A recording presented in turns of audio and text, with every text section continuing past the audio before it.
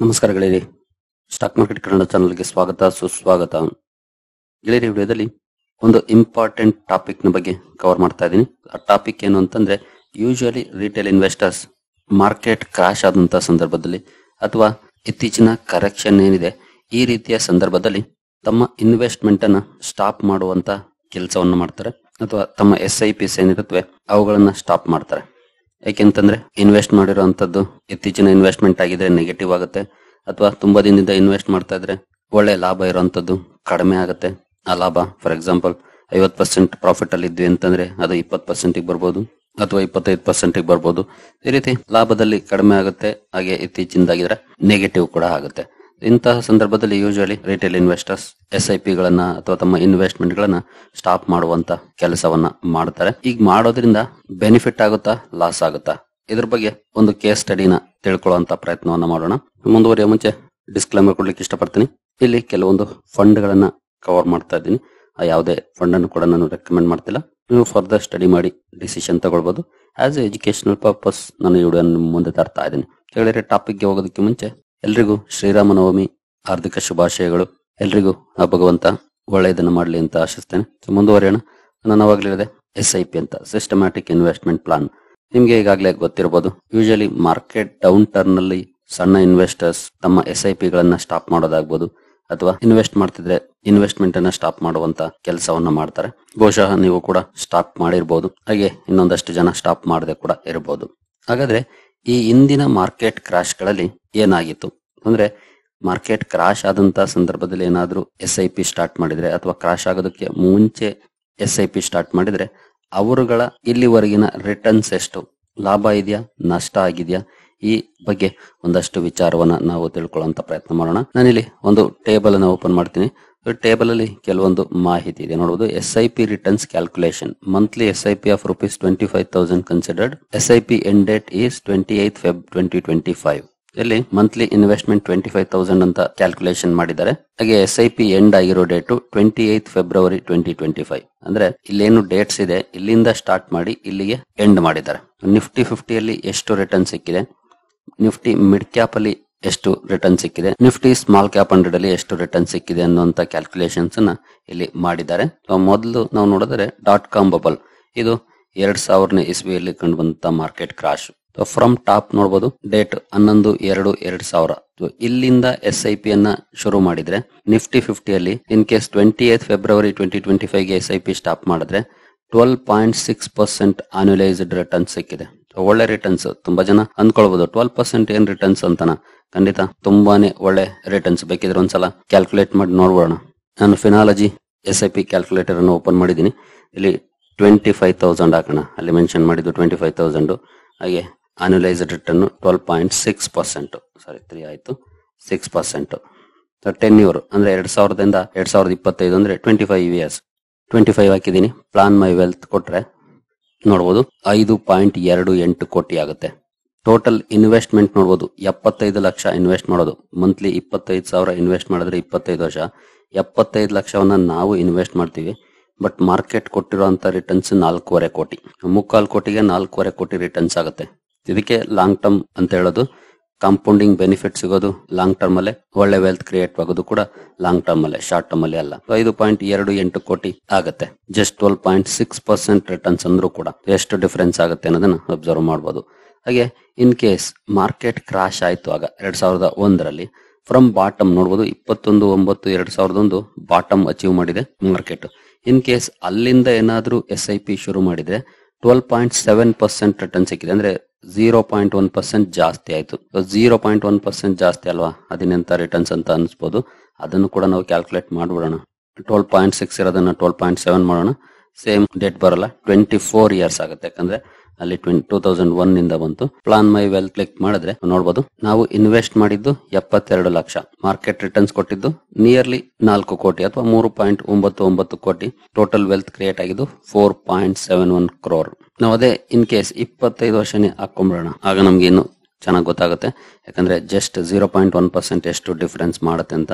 5.28 crores ಆಗಿತ್ತು, ಈಗ ನೋಡಬಹುದು 5.38 crores ಆಯ್ತು. ಅಂದ್ರೆ ಜಸ್ಟ್ 0.1% ರಿಟರ್ನ್ಸ್ ಜಾಸ್ತಿ ಆಗಿದ್ದಕ್ಕೆ 10 ಲಕ್ಷ ರಿಟರ್ನ್ಸ್ ಜಾಸ್ತಿ ಆಗಿದೆ. ಟೋಟಲ್ ರಿಟರ್ನ್ಸ್ ಡಿಫರೆನ್ಸ್ ಆಗಿದ್ದು ಜಸ್ಟ್ 0.1%, ಬಟ್ ನಮಗೆ ಲಾಭ ಆಗಿದ್ದು 10 ಲಕ್ಷ. ಅಂದ್ರೆ ನಾವು ಈ ಟೇಬಲ್ ಅಲ್ಲಿ ಏನನ್ನ ಅಬ್ಸರ್ವ್ ಮಾಡಬಹುದು ಅಂತಂದ್ರೆ 2000 ನಂತರ ಮಾರ್ಕೆಟ್ ತುಂಬಾ ಸಲ ಕ್ರಾಶ್ ಆಗಿದೆ. ನಾವು ಅದನ್ನ ಒಂದ್ಸಲ ನಿಫ್ಟಿ ಚಾರ್ಟ್ ಅಲ್ಲಿ ನೋಡಿದ್ರೆ ನೀವು ಇಲ್ಲಿ ನೋಡಬಹುದು 2007-8 ನಂತರ ಅಪ್ ಟು 2009 ಕೂಡ ಮೋರ್ ದೆನ್ 50% ಕ್ರಾಶ್ ಆಗಿತ್ತು ಮಾರ್ಕೆಟ್. ಬಟ್ 50% ಕ್ರಾಶ್ ಆದ್ರೂ ಕೂಡ ನಮ್ಮ ರಿಟರ್ನ್ಸ್ ಅಲ್ಲಿ ಇನ್ನು ಜಾಸ್ತಿನೇ ಆಗಿದೆ ಬಿಟ್ರೆ ಕಡಿಮೆ ಆಗಿಲ್ಲ. ತೀರಾ ಮೋರ್ ದೆನ್ 50% ಕ್ರಾಶ್ ಆದಂತ ಮಾರ್ಕೆಟ್ ಅಲ್ಲೂ ಕೂಡ ಒಳ್ಳೆ ರಿಟರ್ನ್ ಸಿಕ್ಕಿದೆ. ಜೊತೆಗೆ ಅನಂತರ ಇಲ್ಲೂ ನೋಡಬಹುದು 2010 ನಂತರ ಇಲ್ಲೂ ಕೂಡ ಮಾರ್ಕೆಟ್ ಒಂದಷ್ಟು ದಿನ 10-20% ಡೌನ್ ಆಗಿತ್ತು. ನೋಡಬಹುದು ಮೋರ್ ದೆನ್ 20% ಡೌನ್ ಆಗಿದೆ. ಹಾಗೆ 2014 ಇಲ್ಲೂ ಕೂಡ ನೋಡಬಹುದು ಮೋರ್ ದೆನ್ 20% ಡೌನ್ ಆಗಿದೆ. ಕೋವಿಡ್ ಟೈಮ್ ಅಲ್ಲಿ ಇಲ್ಲಂತೂ ಮೋರ್ ದೆನ್ 30% ಅಥವಾ ನಿಯರ್ಲಿ 40% ಕೂಡ ಕ್ರಾಶ್ ಆಗಿತ್ತು. ನಂತರ 2021 ಕೂಡ ಡೌನ್ ಆಗಿದೆ. ಹಾಗೆ ಈಗಲೂ ಕೂಡ ಡೌನ್ ಆಗಿದೆ. ಈ ಎಲ್ಲ ಡೌನ್ ಫಾಲ್ ಗಳ ನಂತರ ಕೂಡ ನಮ್ಮ ರಿಟರ್ನ್ಸ್ ನೋಡಬಹುದು ಚೆನ್ನಾಗೇ ಇದೆ, ಪಾಸಿಟಿವ್ ಇದೆ, ಎಲ್ಲೂ ನೆಗೆಟಿವ್ ಏನಾಗಿಲ್ಲ. ಶಾರ್ಟ್ ಟರ್ಮ್ ಅಲ್ಲಿ ಆಗಿರುತ್ತೆ, ಒಂದೊಂದು ವರ್ಷ ರಿಟರ್ನ್ಸ್ ಬಂದಿರಲ್ಲ, ನೆಗೆಟಿವ್ ಆಗಿರುತ್ತೆ. But over the long term ನೋಡಿದ್ರೆ ಒಳ್ಳೆ ವೆಲ್ತ್ ಕ್ರಿಯೇಟ್ ಆಗಿದೆ. ಇನ್ನು ಮಿಡ್ ಕ್ಯಾಪ್ ಕಡೆ ಮೇಲೆ ನೋಡಬಹುದು 17% ಟಾಪ್ ಇಂದ ಮಾಡಿದ್ರೆ. ಅದನ್ನ ಒಂದ್ಸಲ ನಾವು ಕ್ಯಾಲ್ಕುಲೇಟ್ ಮಾಡಿದ್ರೆ ಇಲ್ಲಿ ಎಷ್ಟು ಅಂತನ 25,000 ಸೇಮ್ 17% ಹಾಕೋಣ, 25 ವರ್ಷ ಮಾಡಿದ್ರೆ ನೋಡಬಹುದು ನಮ್ಮ 75 ಲಕ್ಷ 11 ಕೋಟಿ ಆಗಿದೆ. ಆಲ್ಮೋಸ್ಟ್ 12 ಕೋಟಿ, 11,99,91,000. 75 ಲಕ್ಷಕ್ಕೆ 11.25 ಕೋಟಿ ರಿಟರ್ನ್ಸ್ ಅನ್ನ ಮಾರ್ಕೆಟ್ ಕೊಟ್ಟಿದೆ 25 ವರ್ಷದಲ್ಲಿ. ಇದಕ್ಕೆ ಹೇಳೋದು ಲಾಂಗ್ ಟರ್ಮ್ ಖಂಡಿತ ನಮಗೆ ಒಳ್ಳೆ ರಿಟರ್ನ್ಸ್ ಅನ್ನ ಕೊಡುತ್ತೆ. ನಾವು ಡಿಸಿಪ್ಲಿನ್ಡ್ ಆಗಿ ಇನ್ವೆಸ್ಟ್ಮೆಂಟ್ ಅನ್ನ ಮಾಡಬೇಕು. ಯಾವುದೇ ಕಾರಣಕ್ಕೂ SIP ಸ್ಟಾಪ್ ಮಾಡೋದಾಗ್ಲಿ ಅಥವಾ ಅದನ್ನ ವಿಡ್ರಾ ಮಾಡೋದಾಗ್ಲಿ ಮಧ್ಯೆ ಸುಮ್ನೆ ಅನಾವಶ್ಯಕ ಕಾರಣಗಳಿಗೂ ಕೂಡ ಇಂಥ ಕೆಲಸವನ್ನ ಮಾಡಬಾರ್ದು. ಏನೋ ಸೀರಿಯಸ್ ಇಶ್ಯೂ ಇದೆ, ನಮಗೆ ಹಣ ಬೇಕೇ ಬೇಕು, ಅದಕ್ಕೆ ವಿಡ್ರಾ ಮಾಡೋದು ಬೇರೆ ವಿಚಾರ. ಎಂತ ರಿಟರ್ನ್ಸ್ ಜನರೇಟ್ ಆಗಿದೆ ಅನ್ನೋದನ್ನ ನೋಡ್ಬೋದು. ತುಂಬಾ ಜನ ಅಂದ್ಕೊಳ್ಬಹುದು 25 ವರ್ಷ ಯಾರು ಕಾಯ್ತಾರೆ ಅಂತಾನ. ನೀವು ಒಂದ್ಸಲ ನಿಮ್ಮ ಕರಿಯರ್ ನ ಹಿಂದೆ ತಿರುಗಿ ನೋಡಿ. ಗೊತ್ತಿಲ್ಲ ಯಾರಿಗೆ ಎಷ್ಟು ಏಜ್ ಅಂತ ನಿಮ್ಮಲ್ಲಿ. ಕೆಲವರು 30 ವರ್ಷದವ್ರು ಇರ್ಬೋದು, ಕೆಲವರು 40 ವರ್ಷದವ್ರು ಇರ್ಬೋದು, ಕೆಲವರು 50 ವರ್ಷದವ್ರು ಇರ್ಬೋದು. ನೀವು ಕರಿಯರ್ ಅನ್ನ ಯಾವಾಗ ಶುರು ಮಾಡಿದ್ರಿ? 25ಕ್ಕೆ ಶುರು ಮಾಡಿದ್ರ? ಆ ನಂತರ ಎಷ್ಟು ಬೇಗ ದಿನಗಳು ಉರುಳಿ ಹೋಗುತ್ತೆ, ವರ್ಷಗಳು ಉರುಳಿ ಹೋಗುತ್ತೆ ಅನ್ನೋದನ್ನ ಯೋಚನೆ ಮಾಡಿ. ನೀವು ಜಸ್ಟ್ 10 ವರ್ಷ SIP ಮಾಡಿದ್ರು ಕೂಡ ತುಂಬಾ ಒಳ್ಳೆ ರಿಟರ್ನ್ಸ್ ಅನ್ನ ಗಳಿಸಬಹುದು. ಹಾಗೆ ನಾವು ಬೇರೆ ಕಡೆ ಬಂದ್ರೆ ಇನ್ನು ಗ್ಲೋಬಲ್ ಇನ್ಫ್ಲೇಷನ್ ರೇಟ್ ಹೈಕ್ಸ್ ನೋಡಬಹುದು. 2006 ಡೌನ್ ಆಗಿರೋದು, ಅಲ್ಲಿಂದ ಕ್ಯಾಲ್ಕುಲೇಟ್ ಮಾಡಿದ್ರೆ 10.9% ಟಾಪ್ ಇಂದ, ಬಾಟಮ್ ಇಂದ ಸೇಮ್ ಇದೆ 10.9%. ಇನ್ನು ಮಿಡ್ ಕ್ಯಾಪ್ ಕಡೆ ಬಂದ್ರೆ 14.6% ಇದೆ, ಟಾಪ್ ಇಂದ ಬಾಟಮ್ ಇಂದ 14.6 ಇದೆ. ಸ್ಮಾಲ್ ಕ್ಯಾಪ್ ಕಡೆ ಬಂದ್ರೆ 11.1 11.2 ಇದೆ. ಇನ್ನು ಇತ್ತೀಚಿನ ಎಕ್ಸಾಂಪಲ್ ತಗೊಳ್ಳೋದಾದ್ರೆ 2020 ನೋಡಬಹುದು ಫ್ರಮ್ ಟಾಪ್ 11.8 21.4 18.6 ಇದೆ. From bottom 11.7 21.3 18.5. ಅಂದ್ರೆ ಇತ್ತೀಚಿನ ಕರೆಕ್ಷನ್ ಸ್ವಲ್ಪ ಡೌನ್ ಮಾಡಿದೆ ಅಷ್ಟೇ. ಅಂದ್ರೆ ಈ ಟೇಬಲ್ ನ ಸಾರ ಇಷ್ಟೇ, ಯಾವುದೇ ಕಾರಣಕ್ಕೂ SIP ಅನ್ನ ಸ್ಟಾಪ್ ಮಾಡಬಾರ್ದು ಅನ್ನೋದು. ಯಾಕೆಂತಂದ್ರೆ ಮಾರ್ಕೆಟ್ ಅಲ್ಲಿ ಎಂತ ದೊಡ್ಡ ಡೌನ್ ಟರ್ನ್ ಬಂದ್ರೂ ಕೂಡ ಮಾರ್ಕೆಟ್ ಕಮ್ ಬ್ಯಾಕ್ ಮಾಡುತ್ತೆ, ಅದಕ್ಕೆ ಸಮಯ ತಗೊಳುತ್ತೆ. ನೀವು 25 ಇಯರ್ಸ್ ಅಲ್ಲಿ 6 ಸಲ ಮಾರ್ಕೆಟ್ ಅಲ್ಲಿ ದೊಡ್ಡ ಡೌನ್ ಫಾಲ್ ಗಳು ಬಂದಿದೆ, ಬಟ್ ಎಲ್ಲೂ ನೆಗೆಟಿವ್ ಆಗಿಲ್ಲ. ಲಾಂಗ್ ಟರ್ಮ್ ರಿಟರ್ನ್ಸ್ ಅನ್ನ ನೋಡಿದ್ರೆ ಶಾರ್ಟ್ ಟರ್ಮ್ ಅಲ್ಲಿ ಆಗಿರುತ್ತೆ, ಬಟ್ ಲಾಂಗ್ ಟರ್ಮ್ ಅಲ್ಲಿ ನೀವು ಓವರ್ ಆಲ್ 25 ಇಯರ್ಸ್ ಎಕ್ಸಾಂಪಲ್ ತಗೊಂಡ್ರೆ ಎಲ್ಲೂ ಕೂಡ ನೆಗೆಟಿವ್ ಆಗಿಲ್ಲ. ಇದೇನ್ ತೋರಿಸುತ್ತೆ? ಇನ್ವೆಸ್ಟ್ಮೆಂಟ್ ಅನ್ನ ಜಸ್ಟ್ ಕಂಟಿನ್ಯೂ ಮಾಡಬೇಕು ಡಿಸಿಪ್ಲಿನ್ಡ್ ಆಗಿ ಅನ್ನೋದನ್ನ ತೋರಿಸುತ್ತೆ. ಹಾಗೆ ತುಂಬಾ ಜನ ಅಂದ್ಕೊಳ್ಬಹುದು 25,000 SIP ತುಂಬಾ ದೊಡ್ಡ ಅಮೌಂಟ್ ಅಂತಾನ. ಖಂಡಿತ ದೊಡ್ಡ ಅಮೌಂಟೇ, ಬಟ್ ಸಣ್ಣ ಅಮೌಂಟ್ ಅಲ್ಲೂ ಕೂಡ ನೀವು ಒಳ್ಳೆ ರಿಟರ್ನ್ಸ್ ಅನ್ನ ಗಳಿಸಬಹುದು. ಅದಕ್ಕೆ ಬೆಸ್ಟ್ ಎಕ್ಸಾಂಪಲ್ ಅಂತಂದ್ರೆ ನೋಡಬಹುದು 8 equity mutual funds turned ₹1,000 monthly SIP to over ₹1 crore in 2 to 3 decades. 2 ರಿಂದ 3 ದಶಕಗಳನ್ನು ತಗೊಂಡಿದೆ, ಅಂದ್ರೆ 20 ರಿಂದ 30 ವರ್ಷವನ್ನು ತಗೊಂಡಿದೆ. 1,000 ಮಂತ್ಲಿ SIP ಅನ್ನು ಕೂಡ ಕೋಟಿಯಾಗಿ ಕನ್ವರ್ಟ್ ಮಾಡಿರುವಂತ ಫಂಡ್ಸ್ ಇದ್ದಾವೆ. ಅದನ್ನ ನೀವು ಇಲ್ಲಿ ನೋಡಬಹುದು. Nippon India growth fund October 95 ಶುರುವಾಗಿರುವಂತದ್ದು. 1,000 SIP ಅನ್ನ ಏನಾದ್ರೂ ಅಂದಿನಿಂದ ಮಾಡಿದ್ರೆ 2.31 ಕೋಟಿಯನ್ನಾಗಿ ಮಾಡಿದೆ ಆಸ್ ಆಫ್ ಜನವರಿ 28, 2025. ಹಾಗೆ ಫ್ರಾಂಕ್ಲಿನ್ ಇಂಡಿಯಾ ಪ್ರೈಮಾ ಫಂಡ್ 93 ಶುರುವಾಗಿದೆ, 2.05 ಕೋಟಿ ಮಾಡಿದೆ 1,000 SIP ಅನ್ನ. ಹಾಗೆ HDFC flexi cap fund 1.93 crore ಅನ್ನ ಮಾಡಿದೆ. HDFC ELSS tax saver fund 96 ಇಲ್ಲಿವರೆಗೂ SIP ಮಾಡಿದ್ರೆ 1.92 ಕೋಟಿಯನ್ನಾಗಿ ಮಾಡಿದೆ 1,000 SIP ಅನ್ನ. Franklin India flexi cap fund 1.5 ಕೋಟಿ ಮಾಡಿದೆ 1,000 SIP ಅನ್ನ. SBI long term equity fund 1.38 ಕೋಟಿ Franklin India blue chip fund 1.23 ಕೋಟಿ, ನಿಪಾನ್ ಇಂಡಿಯಾ ವಿಷನ್ ಫಂಡ್ 1 ಕೋಟಿ. ಅಂದ್ರೆ 30 ವರ್ಷ 1,000 SIP ಮಾಡಿದ್ರು ಕೂಡ more than 1 crore wealth create ಆಗಿದೆ. ಇಲ್ಲಿ ಹೈಯೆಸ್ಟ್ ಅಂದ್ರೆ ನಿಪಾನ್ ಇಂಡಿಯಾ ಗ್ರೋತ್ ಫಂಡ್ ಇದೆ 2.31 crore. 30 ವರ್ಷಕ್ಕೆ ಎಷ್ಟಾಗುತ್ತೆ? ವರ್ಷಕ್ಕೆ 12,000, 3,60,000 ಆಗುತ್ತೆ. 3,60,000ವನ್ನ 2.31 ಕೋಟಿ ಮಾಡಿದೆ ಅಂತಂದ್ರೆ ಎಂತ ರಿಟರ್ನ್ಸ್ ಯೋಚನೆ ಮಾಡಿ. ಬರೀ 3.5 ಲಕ್ಷ ವೆಲ್ತ್ ಕ್ರಿಯೇಟ್ ಆಗಿರೋದು 2 ಕೋಟಿಗಿಂತ ಜಾಸ್ತಿ. ಸೊ ಇನ್ವೆಸ್ಟರ್ಸ್ ಗೆ ಬೇಕಾಗಿರೋದು ಪೇಷನ್ಸ್ ಅಂಡ್ ಡಿಸಿಪ್ಲಿನ್. ಈ ಎರಡು ಇತ್ತ ಖಂಡಿತ ಮಾರ್ಕೆಟ್ ಅಲ್ಲಿ ಒಳ್ಳೆ ರಿಟರ್ನ್ಸ್ ಸಿಗುತ್ತೆ ಅನ್ನೋದಕ್ಕೆ ಬೆಸ್ಟ್ ಎಕ್ಸಾಂಪಲ್ ಇದು. ಹಾಗೆ ಇನ್ನೂ ಒಂದು ಫಂಡ್ ಇದೆ, ಒಂದೇನಲ್ಲ ನೋಡ್ಬೋದು, 34 ಇಕ್ವಿಟಿ ಮ್ಯೂಚುವಲ್ ಫಂಡ್ಸ್ ಇದೆ.